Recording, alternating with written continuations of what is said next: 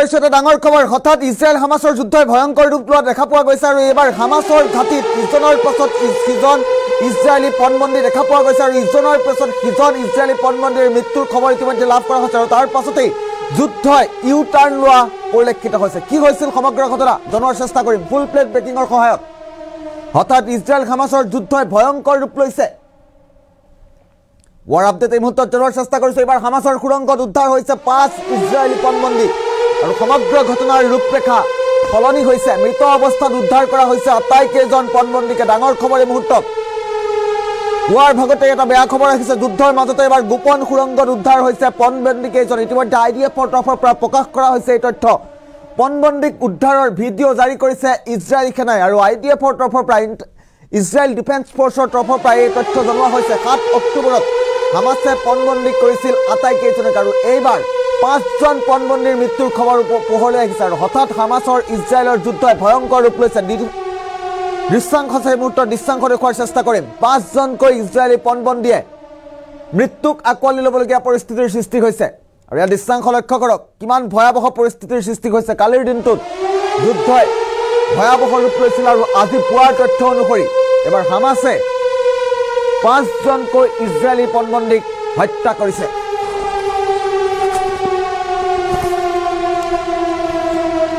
ডাঙৰ খবৰ মুহূৰ্তত জনোৱাৰ চেষ্টা কৰিছোঁ। হঠাৎ যুদ্ধই ভয়ংকৰ ৰূপ লৈছে আৰু ইজৰাইল হামাছৰ যুদ্ধই এবাৰ ইউ টাৰ্ণ লোৱা পৰিলক্ষিত হৈছে। 7জনকৈ ইজৰাইলী লোকক পণবন্দী কৰিছিল হামাছে আৰু 5জনৰ মৃত্যুৰ খবৰ ইতিমধ্যে লাভ কৰা হৈছে। IDFৰ তৰফৰ পৰা ইজৰাইল ডিফেন্স ফ'ৰ্চৰ তৰফৰ পৰা এই বিশেষ তথ্য জাৰি কৰা হৈছে।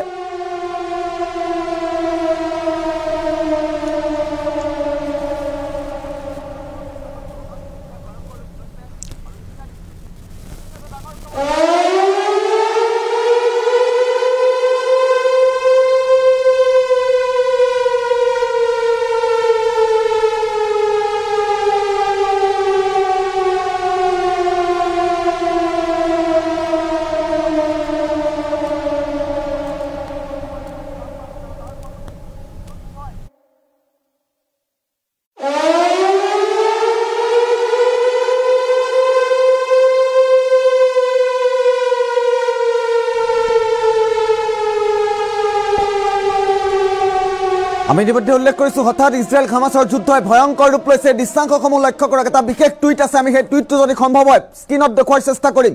এবাৰ হামাছৰ সুৰংগত উদ্ধাৰ হৈছে 5 ইজৰাইলী পণবন্দী। এয়া বিশেষ টুইট কৰা হৈছে IDFৰ তৰফৰ পৰা ইজৰাইল ডিফেন্স ফ'ৰ্চৰ তৰফৰ পৰা এই বিশেষ তথ্য জাৰি কৰা হৈছে। কিছু মুহূৰ্তৰ পূৰ্বে মৃত অৱস্থাত উদ্ধাৰ কৰা হৈছে আটাইকেইজন পণবন্দীকে আৰু যিহেতু ইজৰাইল হামাছৰ যুদ্ধৰ শেষ হ'ব বুলি বিভিন্নজনে বিভিন্ন সময়ত আশংকা ব্যক্ত কৰিছিল আৰু বিশ্বৰ বিভিন্ন প্ৰান্তত চৰ্চা চলিছিল যে ইজৰাইল হামাছৰ যুদ্ধই কিছু পৰিমাণে হ'লেও অৱসান ঘটিছে। কিন্তু এইবাৰ 5জন ইজৰাইলী পণবন্দীৰ মৃত্যুৰ পাছতে সমগ্ৰ ঘটনাৰ ৰূপৰেখা সলনি হৈছে, বদলি গৈছে সমগ্ৰ ঘটনাৰ ৰূপৰেখা।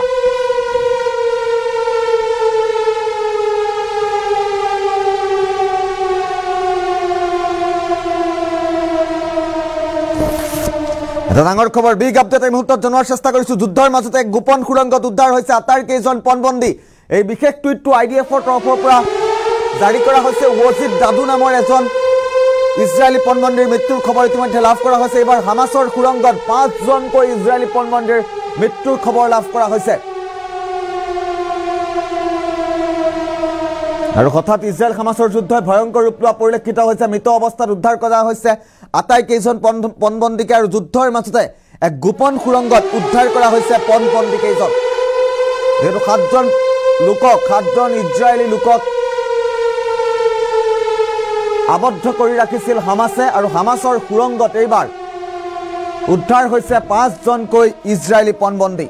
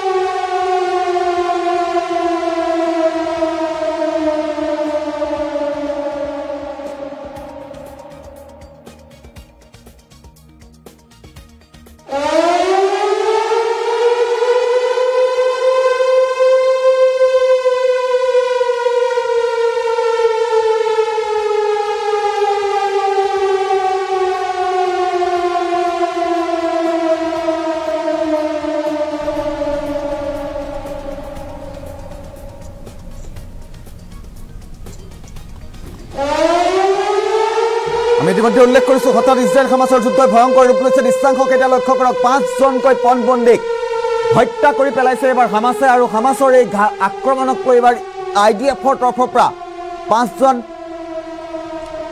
ইজৰাইলৰ মৃত্যুৰ খবৰ ইতিমধ্যে লাভ কৰা হৈছে আৰু এই সমগ্ৰ ঘটনাৰ পাছতে যুদ্ধৰ ৰূপৰেখাই সলনি হোৱা পৰিলক্ষিত হৈছে যুদ্ধৰ মাজতে এক ভয়ংকৰ ৰূপ লৈছে সমগ্ৰ ঘটনা আৰু হঠাৎ ইজৰাইল হামাছৰ যুদ্ধই ভয়াবহ ৰূপ লোৱা পৰিলক্ষিত হৈছে দৃশ্যাংশসমূহ লক্ষ্য কৰক কিদৰে গাজাপট্টিত ভয়ংকৰ আক্ৰমণ চলিছে আৰু এবাৰ হামাছে নিশেষ কৰি পেলালে ইজৰাইলী পণবন্দীক আৰু 7 জনকৈ ইজৰাইলী পণবন্দীক যেহেতু তেওঁলোকে আবদ্ধ কৰিছিল গ্ৰেপ্তাৰ কৰিছিল আৰু তাৰ পাছতে এইবাৰ 7 জনেৰে 5 জনক তেওঁলোকে হত্যা কৰাৰ খবৰ ইতিমধ্যে লাভ কৰা হৈছে